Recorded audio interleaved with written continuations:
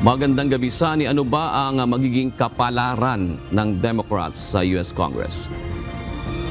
Yes, magandang gabi dyan sa Pilipinas. June, mananatili sa minority ang mga Democrats kung sakaling hindi nito makuha ang sapat na bilang ng mga panalo ng mga congressman sa US Capitol sa susunod na mga araw. Bagamat nananatili pa rin too close to call dahil sa ilan pang mga hindi natatapos na bilangan sa estado, ang control sa US Congress, patuloy namang lumalabo ang pag-asa ng mga Democrats na mapigilan ang trifecta government sa Enero ng Republican Party dahil sa posibleng makuha na ng mga Republicans ang mayorya sa US House of Representatives. Nakatutok ngayon ang bilangan sa California kung saan mayroon pang ilang House seats na hindi pa pinalang bilangan. Bukod sa mahinang turnout para sa mga Democratic congressional candidates sa California, hindi rin ito inaasahan na mapapanalunan ng mga Republicans ang ilang House seats sa estado ng Pennsylvania. Una nang natalo ang mga Democrats kahapon sa kontrol ng US Senate at White House, at kung matatalo din ito sa Congress ay mawawalan ito ng kakayahan sa check and balance sa mga pulisiyang isusulong ni Trump. Samantala, nabaliktad din ng mga Republicans ang supermajority control ng mga Democrats sa Michigan.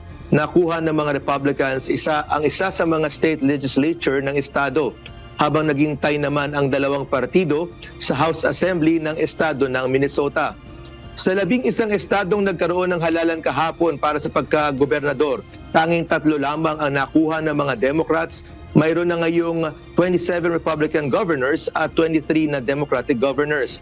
June, ayon sa mga political analyst, na maituturing na isang red wave ang halalan ngayong 2024 na pinangunahan ni President-elect Trump. Kaya naman, inaasahan natin na magkakaroon ng radical changes sa mga polisiya ng Amerika, lalo na ngayon na muling magbabalik ang America First policy sa White House. June.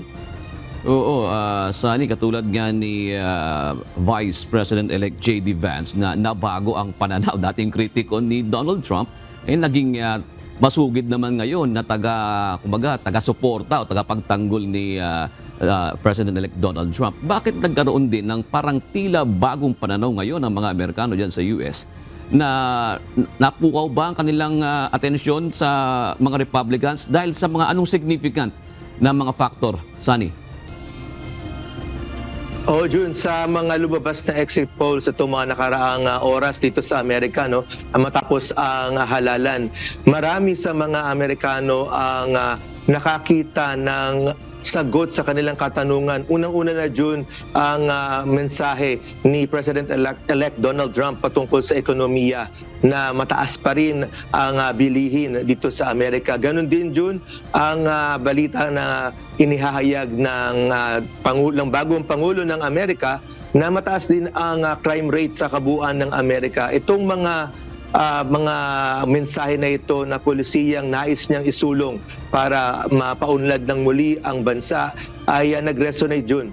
Hindi lamang sa mga Republicans na solid na mga estado, June, kundi nakita rin natin maging sa mga Democratic na mga estado, malaki rin ang nakuhang suporta ni Trump sa mga lugar na ito, maging sa iba't ibang mga lahi. Partikular na, June, sa mga Latino. Nakita nga natin dito lang sa California, maraming mga bilang ng mga Latino na dati-rati bumuboto sa mga Democrat na kandidato ay nakuha ng suporta nila ni President-elect Donald Trump. Ganon din, June, ang mga Asians, ang mga Filipino-Americans na tradisyonal na bumuboto sa mga Democrats. Karamihan sa mga Pilipino ngayon sa iba't ibang mga lugar, marami sa kanila ay bumoto ngayon sa mga Republican dahil sa mensahe ng ekonomiya at seguridad ng bansa. Maraming salamat, Sonny Cos, nag-uulat ng live mula sa Los Angeles, USA.